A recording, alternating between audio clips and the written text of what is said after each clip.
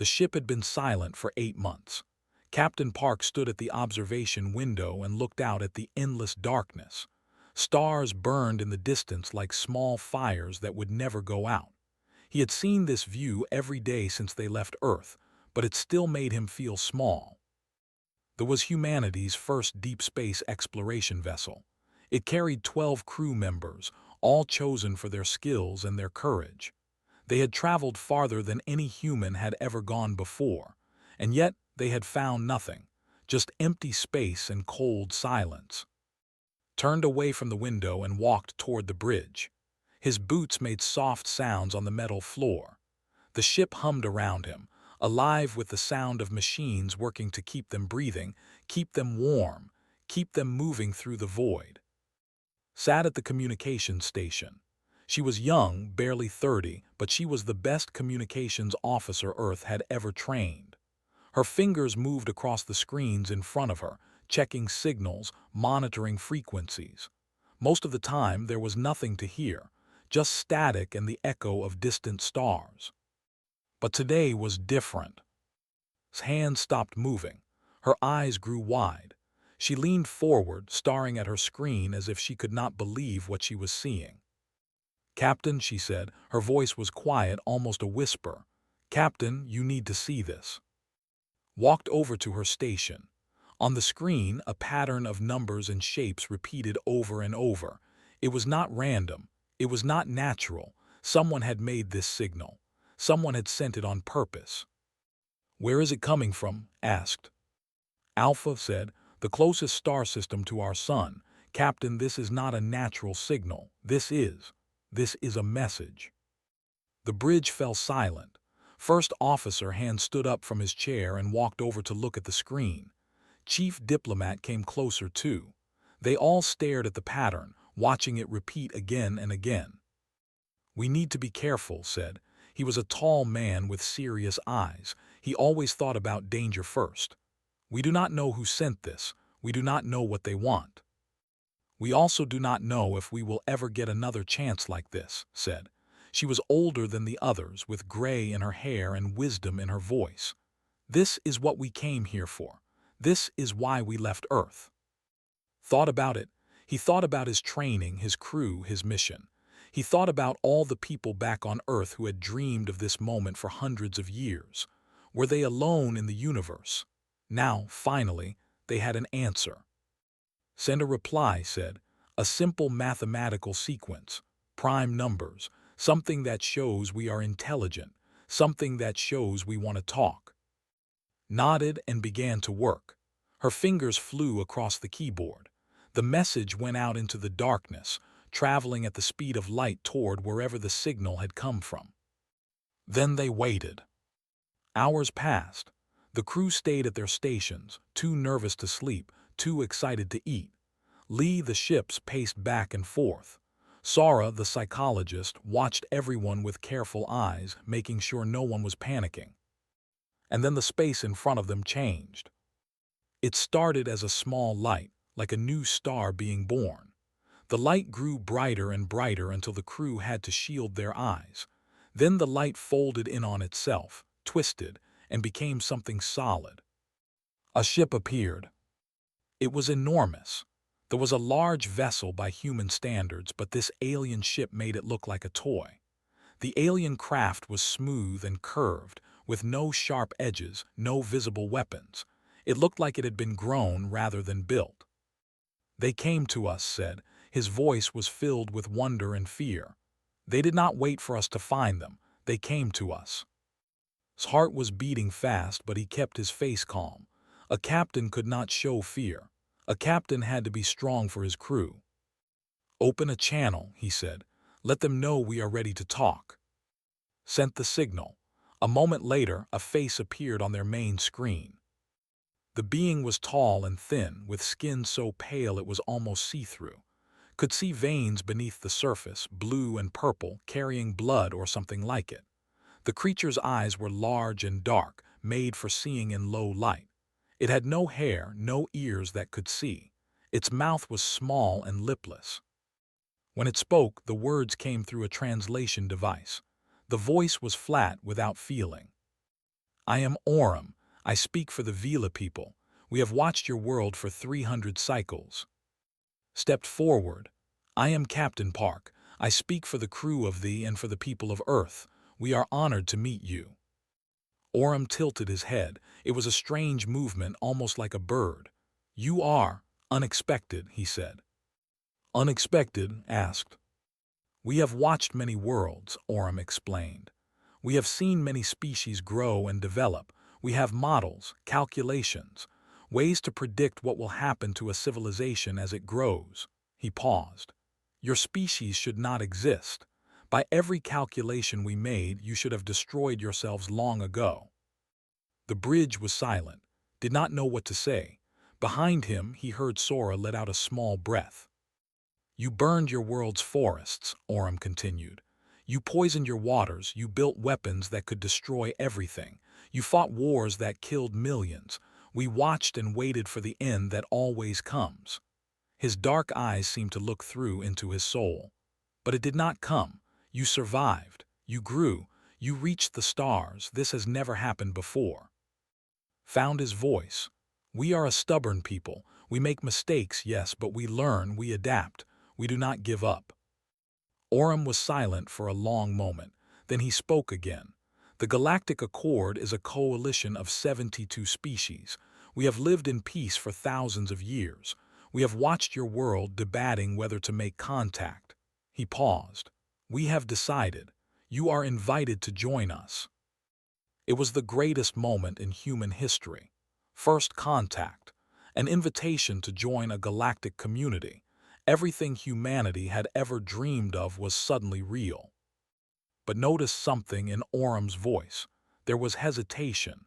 There was something the alien was not saying. We accept your invitation, said. We are honored to meet you and your people. Orem nodded slowly. Then follow us. We will take you to Station Prime where the Accord gathers.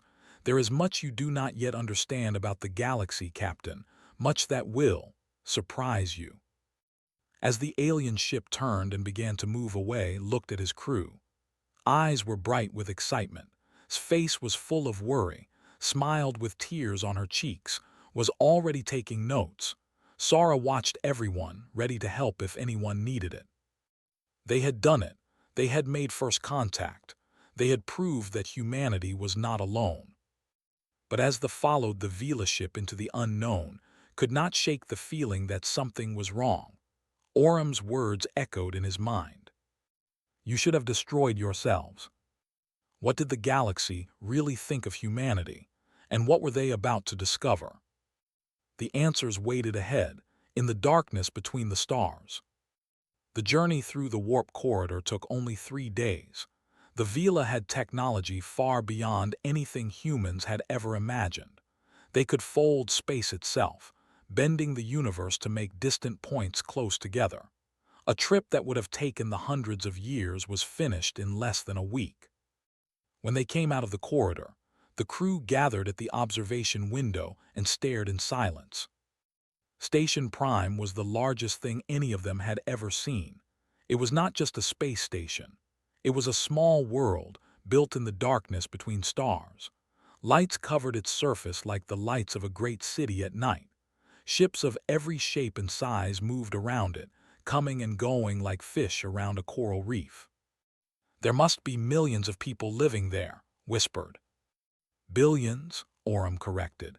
He had joined them on their ship for the final approach. Station Prime is the political heart of the Galactic Accord.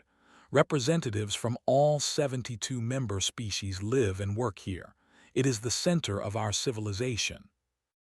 Watched the station grow larger and larger as they got closer. He had grown up in a small village in Korea. He had seen the great cities of Earth, but nothing had prepared him for this. Humanity had thought itself so advanced, so powerful. Now he saw how small they really were. They docked at a port on the outer edge of the station.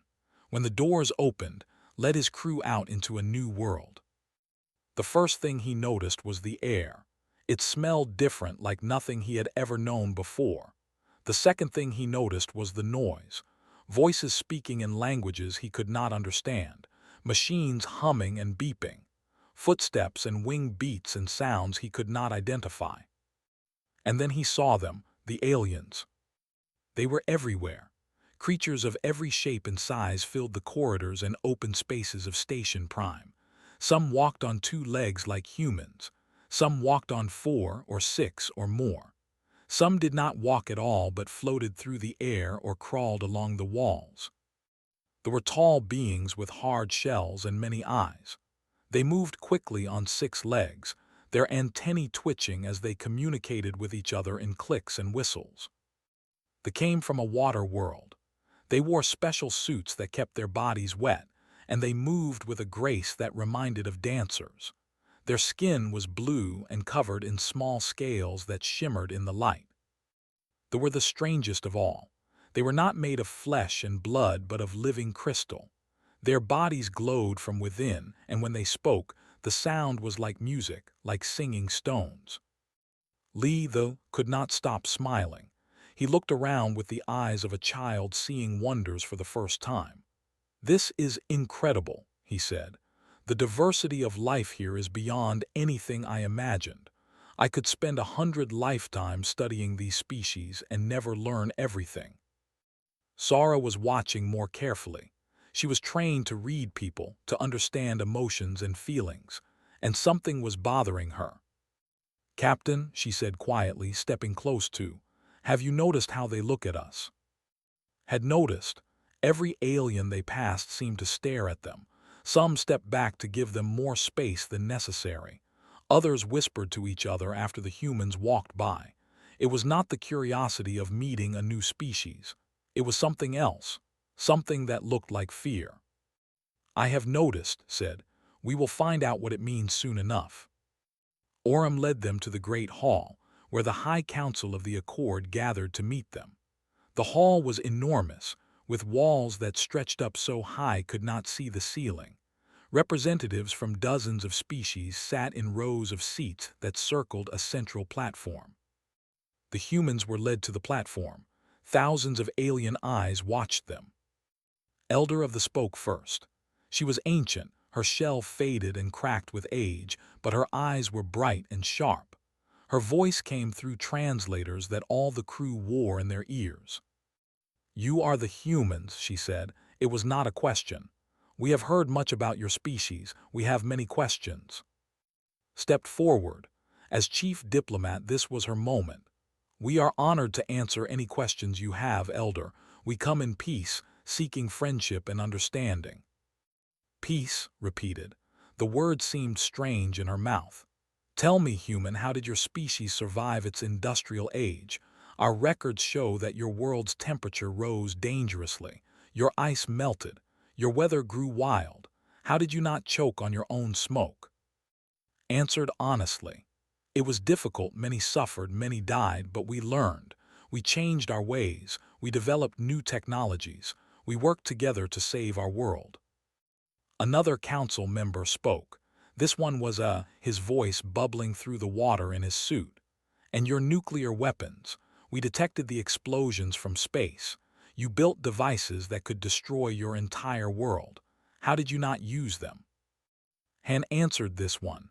"We came close," he admitted, "more than once, but each time we pulled back. We chose survival over destruction." The questions continued. Each answer seemed to shock the council members more than the last. They asked about wars, about famines, about plagues. They asked about everything terrible that had ever happened to humanity. Finally, Elder raised a limb for silence. The hall became quiet. "I must tell you something," she said. "Something that will help you understand why we are so curious about your kind." She paused, her many eyes blinking slowly. "Every species in this accord required help to survive. None of us made it through our development alone." Frowned. "What do you mean?" "The Vila are the oldest of us," explained. "They achieved space travel first, millions of years ago. When they found other species struggling to survive, they helped. They guided them through a great plague that would have killed us all. They saved them from an asteroid that would have destroyed their world. They taught them how to protect themselves from radiation that was killing their planet." She leaned forward, her old body creaking. "We call it, when a species is in danger, the Accord intervenes. We save them, we teach them, we help them join the stars." The hall was silent, felt cold inside. "You watched us," he said slowly. "You watched us suffer, you watched us nearly destroy ourselves, and you did nothing." Orem stepped forward. His flat voice was softer now, almost apologetic. "We debated for centuries. Some wanted to help. Others said you were too violent, too dangerous. In the end, we decided to wait and see." "You expected us to die," said. His voice was hard. "Yes," admitted. "Every model predicted it. Every calculation said you would destroy yourselves. No species has ever survived what you survived without help. War after war after war. Weapons that could end all life. Pollution that poisoned your air and water." Her eyes fixed on. "You should not exist. And yet here you stand." Spoke carefully. "Why does this frighten you?" The question hung in the air. For a long moment no one answered. Then spoke again. "Because we do not understand you. We have studied thousands of species. We can predict what they will do, how they will think, what they will become. But you," she shook her ancient head, "you are unpredictable. You are violent beyond reason, yet capable of great kindness. You destroy with one hand and create with the other. You are chaos given form." Understood now, the fear in the aliens' eyes, the whispers, the way they stepped back when humans passed. They were not afraid of what humanity had done. They were afraid of what humanity might do. "We are not monsters," said. His voice was calm but firm. "We have made mistakes, terrible mistakes, but we learned from them, we grew. We are here not to conquer or destroy. We are here to learn and to share and to build something better." Studied him for a long moment. Then she made a sound that might have been a sigh. "Perhaps," she said, "perhaps you are right, we shall see." She turned to address the full council. "The humans will be given time to prove themselves. They will live among us, learn our ways, and show us who they truly are." The council agreed. The meeting ended, but as the humans were led away to their quarters, Sora pulled aside. "They are terrified of us," she said. "Every species we have met has been protected, sheltered, saved from hardship. They have never known true struggle. They have never faced extinction alone." Nodded slowly. "And we have. We walked through fire that would have destroyed them." "What does that make us?" Sora asked. Looked out a window at the vast station around them. Millions of aliens living in peace, never knowing war, never knowing the desperate fight for survival that had shaped humanity. "I do not know yet," he said, "but I think we are about to find out." Weeks passed on Station Prime. The crew of the slowly settled into their new life among the stars. They had been given comfortable quarters and freedom to explore the station. But everywhere they went, they felt the eyes of aliens watching them. Lee spent most of his time in the science centers. He studied alien biology with a hunger that never seemed to fade. Every day brought new discoveries. He learned that most species in the Accord shared common ancestors, seeded across the galaxy billions of years ago by some unknown force. He learned that human DNA was surprisingly similar to many alien species, different enough to be unique, but close enough to be related. "We are all cousins," told the crew one evening. "Different branches of the same ancient tree. It is beautiful, really." Sora had a different experience. She spent her days talking with alien psychologists and counselors. What she learned troubled her deeply. "Most species here have never experienced what we would call trauma," she told one night. "They have no concept of war, no understanding of famine or plague. When bad things happened in their history, the Accord stepped in and fixed them." "That sounds like a good thing," said. Sora shook her head. "It means they have no coping mechanisms, no resilience. They have never had to face true suffering and survive. When I described human history to them, the wars, the disasters, the struggles, they looked at me like I was describing a nightmare. Some of them actually became sick. They could not handle even hearing about such things." Han leaned back in his chair. So we are the only species that has ever truly suffered. The only one that suffered and survived alone, Sora corrected. That is what makes us different. That is what frightens them. Listened but said nothing. He had his own concerns. Something was happening on Station Prime, something the aliens were not telling them about. He had noticed more ships arriving, council meetings being held in secret, worried looks on the faces of Accord officials. Something was wrong. His answer came 3 weeks after their arrival. A Vila official named Consul Pell requested a private meeting. Pell was different from Oram. He was younger, more nervous. His pale hands kept moving, touching things, unable to stay still. They met in a small room with no windows. Pell activated a device that made a soft humming sound. "Privacy field," he explained. "No one can hear us."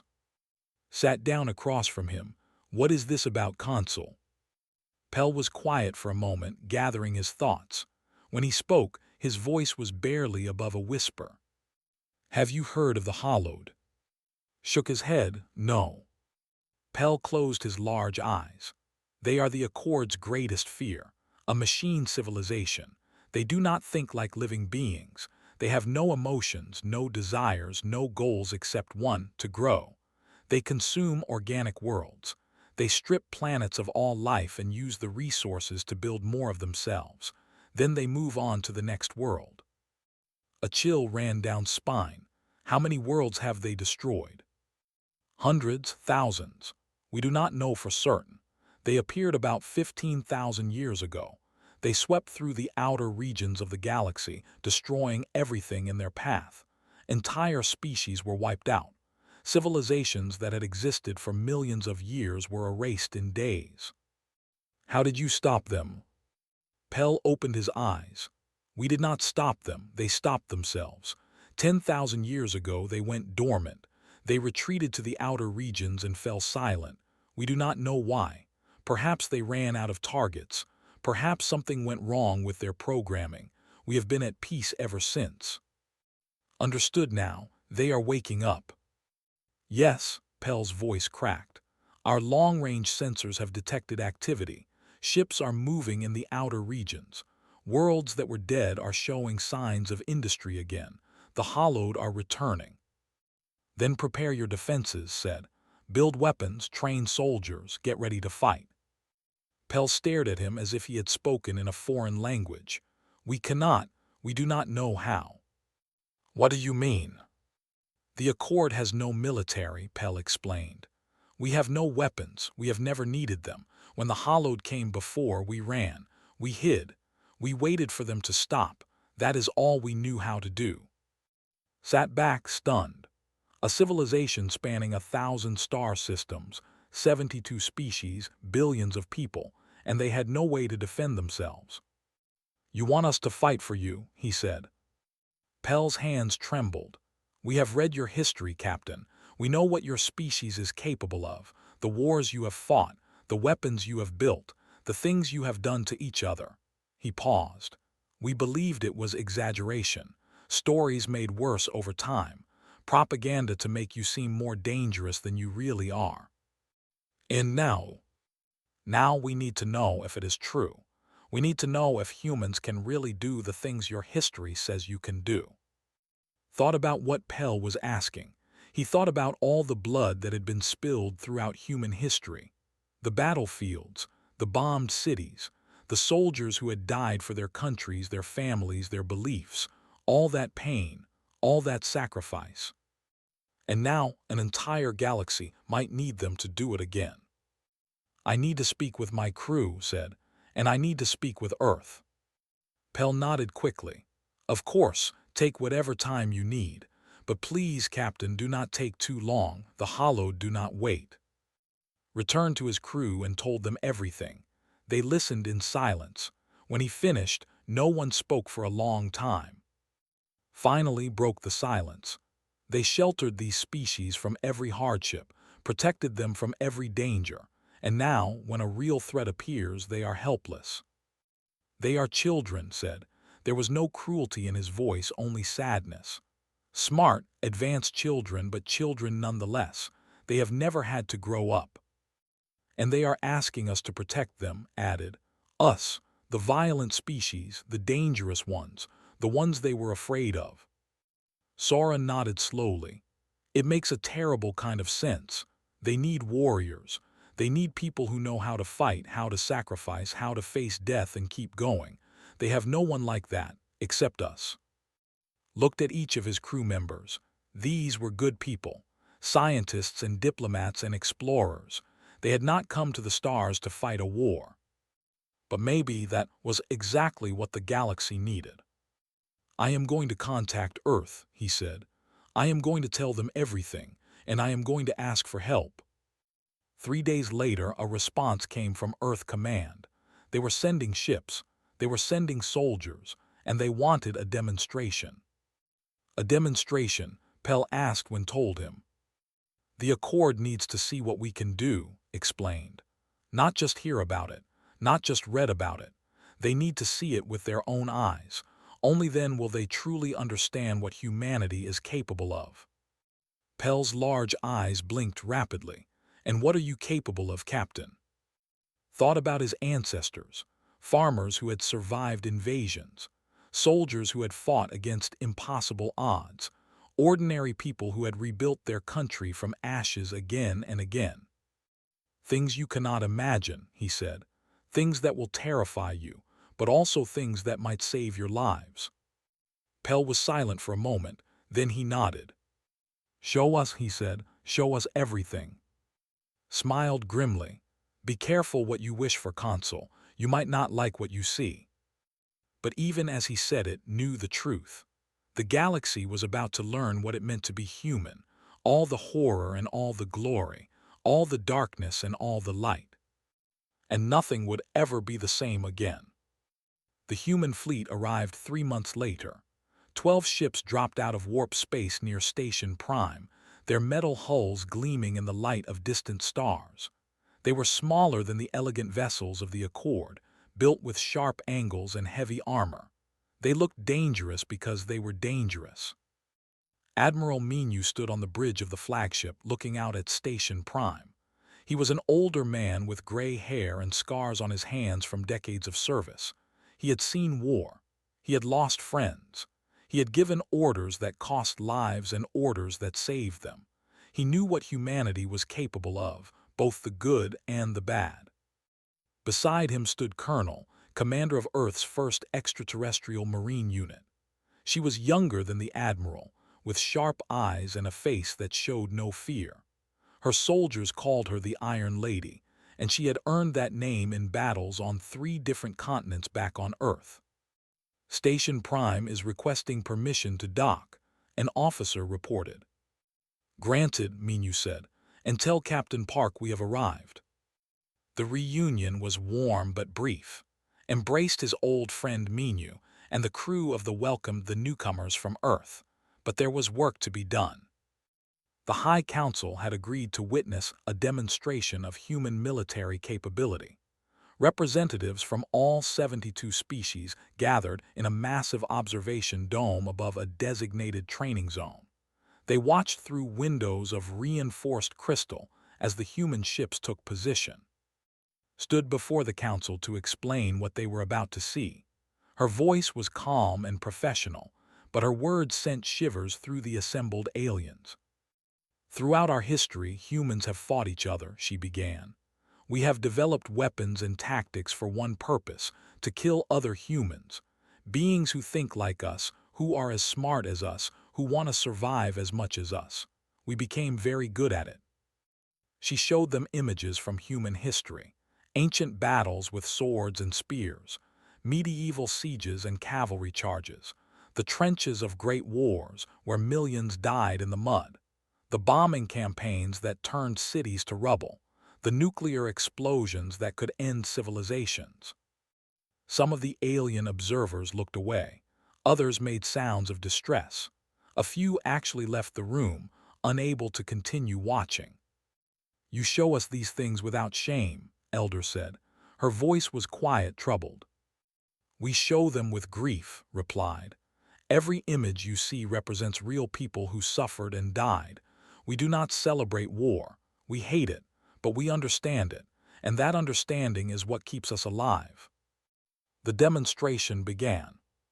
First, the Marines showed basic combat drills. They moved in perfect coordination, using hand signals and silent communication to work as one unit. They practiced breach and clear tactics, entering a mock structure and eliminating targets with precise shots. They showed defensive formations, how to protect a position against overwhelming numbers. The aliens watched in stunned silence. They had never seen anything like this. The Accord had security forces to handle minor disputes, but nothing like trained soldiers. The speed, the precision, the deadly efficiency. It was like watching a predator hunt. Then came the simulations. The human technicians had worked with Accord scientists to create a realistic model of a hollowed attack. Based on historical records from 10,000 years ago, they programmed combat drones to behave like hollowed units. The simulation would be as close to real combat as possible without actual danger.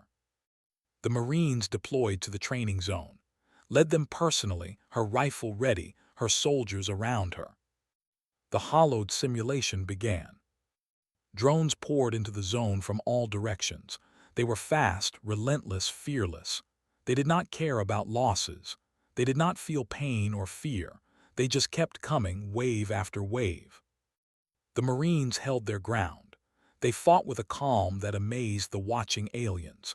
When one position became too dangerous, they fell back to another. When soldiers ran out of ammunition, others covered them while they reloaded. When a Marine was injured, her comrades dragged her to safety while still fighting. But the simulation was designed to test them to their limits. Private Ryu found himself cut off from his squad. He was young, barely 20 years old, on his first mission away from Earth. The drones surrounded him. His rifle was empty. His communication device was damaged. Any rational being would surrender. Any logical calculation would say to give up and hope for mercy. Did not surrender. He pulled out his combat knife and charged the nearest drone. He destroyed it with his bare hands, then used its broken parts as weapons against the others. He fought like a wild animal, screaming defiance at machines that could not understand fear. The other Marines saw what he was doing. They pushed forward, fighting through the drones to reach him. They did not retreat.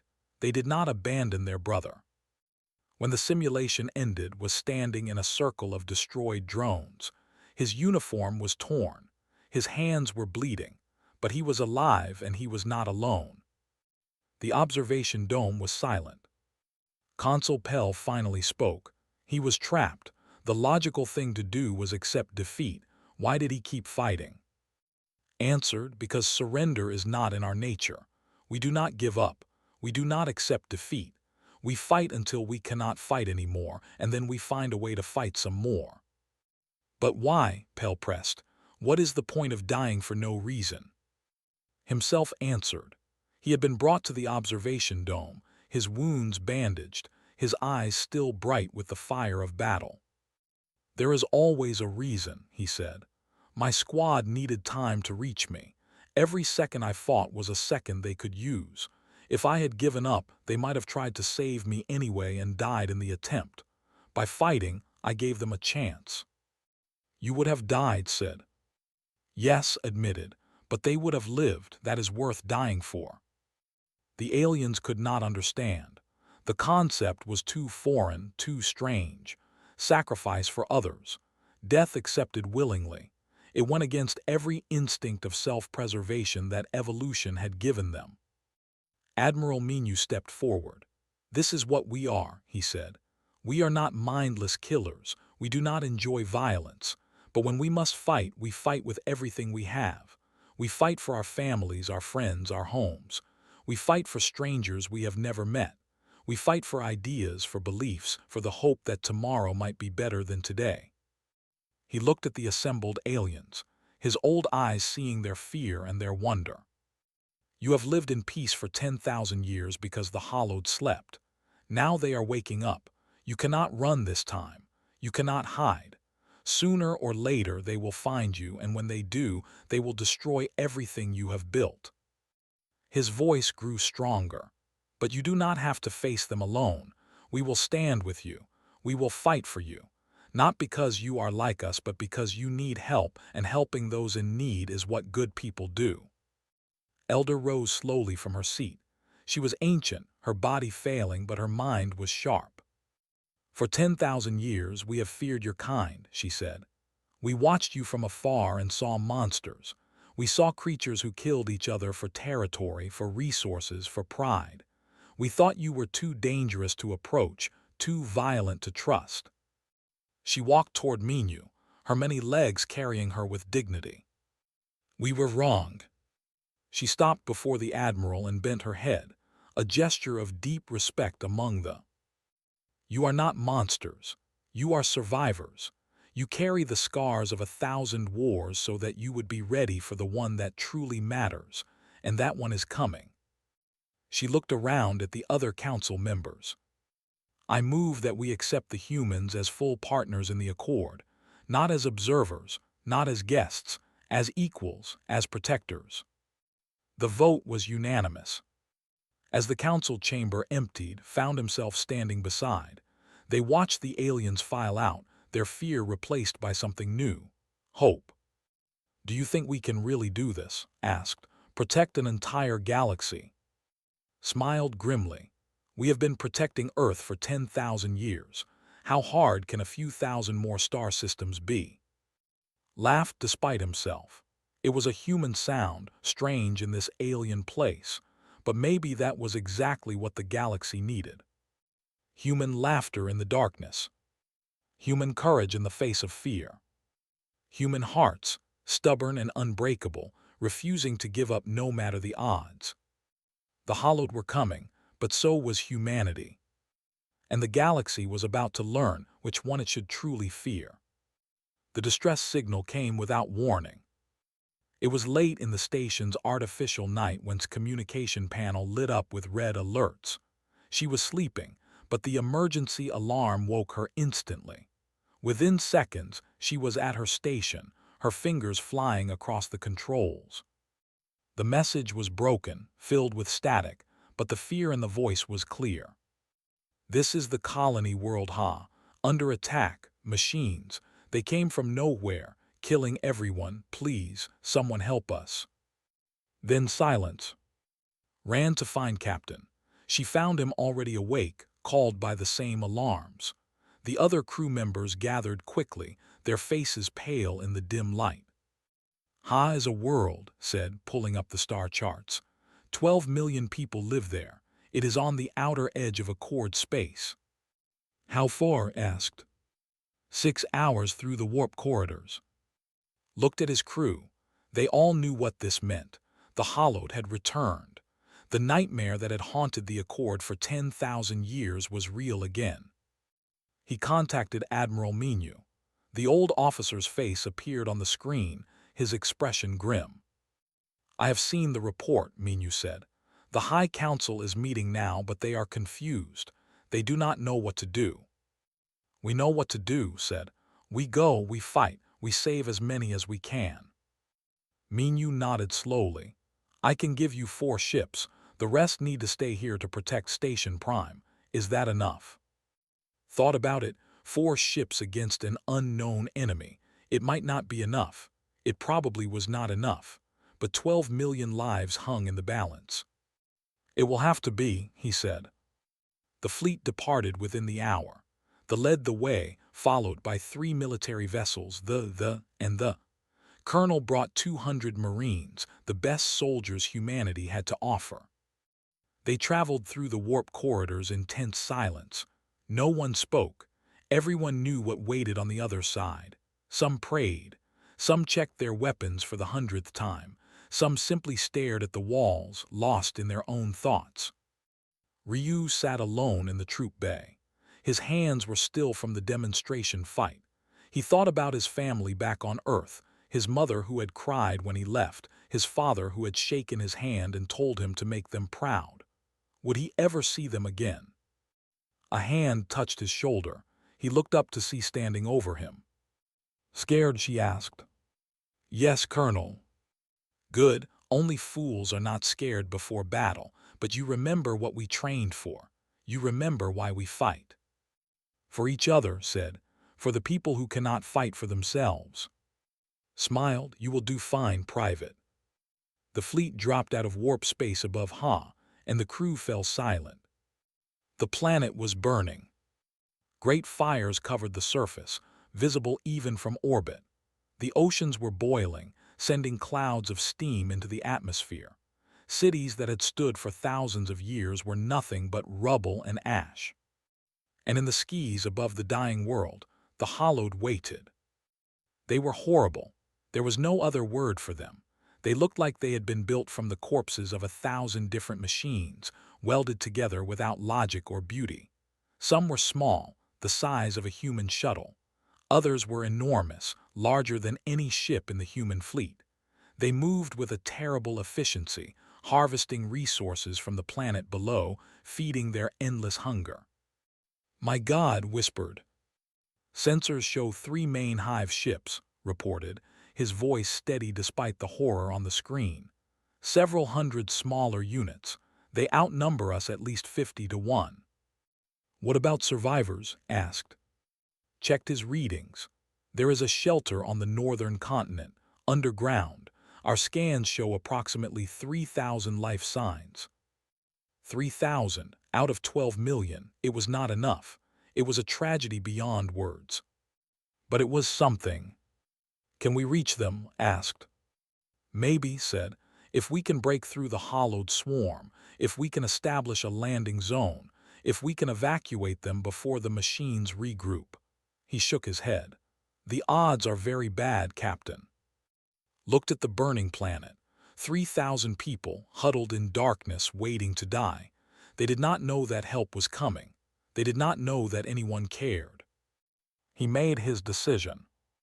All ships, this is Captain Park. We are going in. Combat formation. Target the smaller units first. Create a corridor to the surface. Marines prepare for drop. The human fleet surged forward. The hollowed reacted instantly.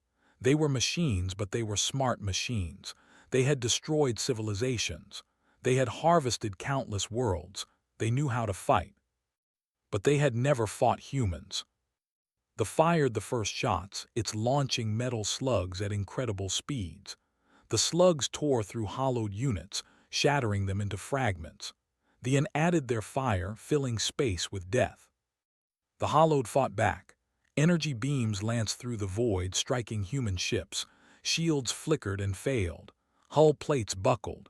The shook as an explosion rocked her port side. Damage report, shouted. Port engine is down, someone yelled. We are losing atmosphere in Section 4. Seal it, keep fighting. The battle was chaos. Ships spun and fired and exploded. Marines launched in drop pods, falling toward the surface like meteors. Was the first to land, her boots hitting the scorched ground of Ha. Her soldiers followed, forming a perimeter around the drop zone. The hollowed on the surface were different from the ones in space. They walked on multiple legs, their bodies covered with weapons and tools. They did not speak. They did not threaten. They simply attacked. The Marines fought back with everything they had. Rifles cracked. Grenades exploded. Soldiers screamed orders and encouragement and pain. Found himself at the front line. A hollowed unit charged toward him, its metal claws reaching for his face. He fired once, twice, 3 times. The machine fell, but another took its place. And another. And another. They just keep coming, someone shouted. Then we keep shooting, answered. Move toward the shelter, everyone move. They fought their way across the burning landscape. Every meter cost blood. Marines fell, dragged down by machines that felt no mercy. But the survivors pushed forward, refusing to retreat, refusing to accept defeat. They reached the shelter entrance. A heavy metal door, still sealed, protected the refugees inside. Open it, commanded. The door groaned and slowly lifted. Inside, 3,000 huddled in the darkness. They were terrified, their blue scales pale with fear. Many were children clinging to their parents. One of the adults stepped forward. His translation device made his voice understandable. "You came," he said, disbelief clear in his words. "We sent the signal, but we did not think anyone would come. We thought we were alone." Grabbed his arm. "You are not alone, not anymore. Get your people moving. We do not have much time." The evacuation began. Marines formed a corridor, holding back the hollowed while they ran toward the waiting shuttles. Children were carried by soldiers who had never seen their faces before but were willing to die for them. Above the planet, the battle continued. The human fleet was taking heavy damage. There was gone, broken apart by concentrated fire.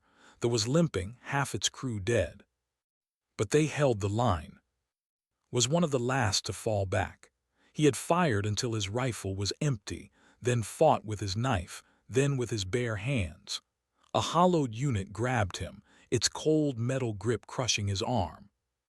He looked up at the machine's sensors, glowing red like evil eyes. "Is that all you have?" he spat. The machine paused. For just a moment it seemed confused. This prey was not acting like prey. It was not running, it was not begging, it was defying. That moment was enough. Another Marine, a woman named, appeared and drove her combat blade into the machine's central processor. It collapsed, releasing. "Move," shouted, dragging him toward the last shuttle. The shuttle lifted off just as the hollowed swarmed the landing zone. Through the window, watched the machines cover the ground like a metal tide. If they had been 30 seconds slower, everyone would have died. The fleet retreated through the warp corridors. Behind them, Ha continued to burn. 12 million people had lived there. Only 3,000 survived. But 3,000 was not nothing. 3,000 was a victory. When the fleet limped back to Station Prime, the Accord was waiting. Word had spread of what the humans had done. A suicide mission, impossible odds, and they had won. The survivors were the first to speak. They gathered in the main plaza, their children around them, and they told everyone what they had seen. "The humans came for us," the leader said, his voice trembling with emotion. "They did not know us, they had never met us, but they came anyway. They fought and died for strangers." He looked at the human soldiers, standing bloodied and exhausted nearby. "They are not monsters. They are the bravest beings we have ever known." Stood with her remaining Marines. They had lost 47 soldiers on Ha, 47 brave men and women who would never go home again, but they had saved 3,000 lives. Stood among them, his broken arm in a sling, was beside him the woman who had saved his life. They did not speak. They did not need to. They had done what humans do. They had fought for those who could not fight for themselves. And the galaxy would never forget.